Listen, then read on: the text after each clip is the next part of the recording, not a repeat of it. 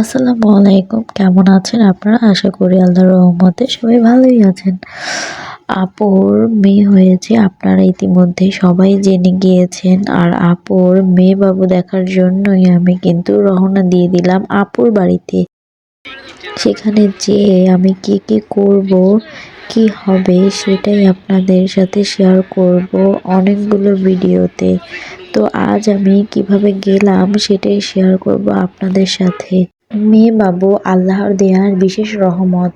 আর আমি এই আপুর মেয়ে বাবুর জন্য কিন্তু অনেকগুলো শপিং করে নিয়েছি। সেই ভিডিওটা কিন্তু আমার চ্যানেলে দেওয়া রয়েছে। আর কি শপিং করলাম, কি বাবুকে গিফট করব সেটা সব কিছু আপনাদের সাথে শেয়ার করব। ভাইয়া কিন্তু বাইরে চলে গিয়েছিল সৌদি আরবে, কিন্তু যখনই আপুর ডেট একেবারে কাছাকাছি চলে এসেছে তখনই কিন্তু ভাইয়া বাংলাদেশে চলে এসেছে আর আপুর পাশেই ছিল। এটা কিন্তু একটা দায়িত্ববান পুরুষের পরিচয় দিয়েছে। আর মেয়ের বাবা কিন্তু অসম্ভব খুশি হয়েছে, আপুর হাজব্যান্ড অসম্ভব খুশি হয়েছে মেয়ে হওয়াতে। সে তো প্রচণ্ড হাসতেছিল যে হ্যাঁ তার মেয়ে বাবু হয়েছে, আলহামদুলিল্লাহ আমরা সবাই খুশি হয়েছি। দীর্ঘ ৯ বছর পরে আপুর কোলে কিন্তু মেয়ে সন্তান জন্ম নিল, আলহামদুলিল্লাহ। এই তো আমরা ফেরিঘাটে চলে এসেছি। এখানে গাড়ি দাঁড়িয়েছিল 30 মিনিটের মতো ফেরিটা পার করার জন্য। আর আমাদের কিন্তু 4 ঘন্টার জার্নি ছিল এটা। তো আমার একটু খারাপই লাগতেছিল, বমিও আসতেছিল, কিছুই করার নেই। আমি বেশিক্ষণ জার্নি করতে পারি না। তারপরে ব্রেক দিয়েছিল একটা রেস্টুরেন্টের সামনে, মাত্র 20 মিনিট। তো এই 20 মিনিটে আর কি আমরা ফ্রেশ হয়েছি। আর যাদের একটু ভমিটিংয়ের প্রবলেম থাকে তারা কিন্তু বেশি জার্নি করতে পারে না, যেরকম আমি বেশিক্ষণ গাড়িতে চলাচল করতে পারি না, খুব খারাপ লাগে। তো যাই হোক না কেন, আর বেশিক্ষণ সময়ও নেই, আমরা বাড়ির কাছাকাছি চলে এসেছি।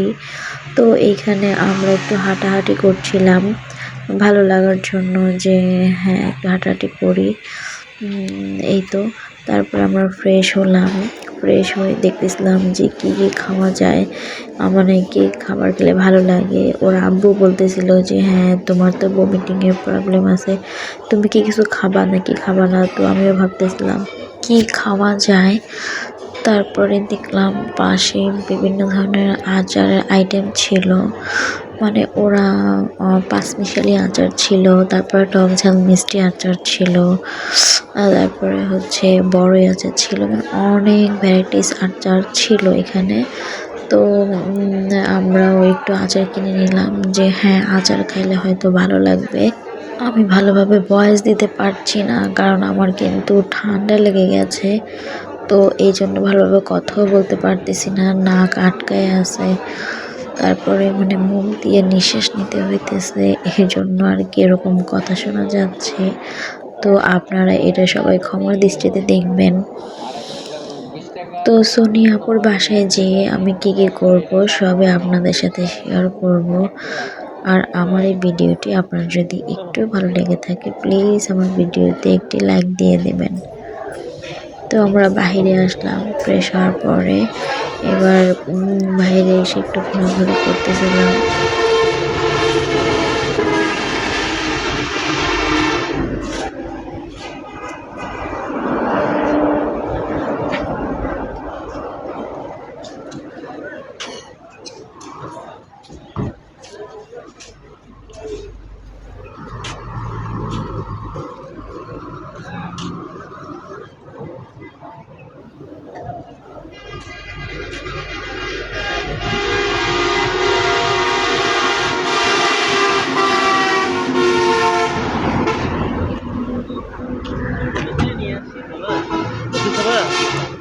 না না আমার আরে আমার বমি আসে, বুঝো না আমি একটু খালি বমি করি, খাবো না।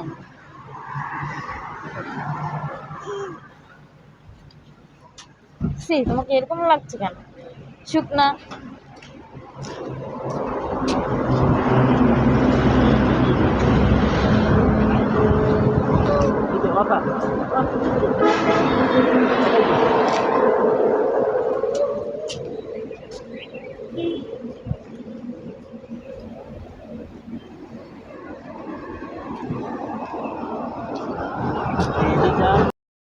আমার কি সুন্দর সুন্দর কালার চুড়ি, এমন কোনো কালার চুড়ি কিন্তু আমার নাই। আজকের মতো ভিডিওটি এখানেই শেষ করলাম। সবাই ভালো থাকবেন, সুস্থ থাকবেন। আল্লাহ হাফেজ।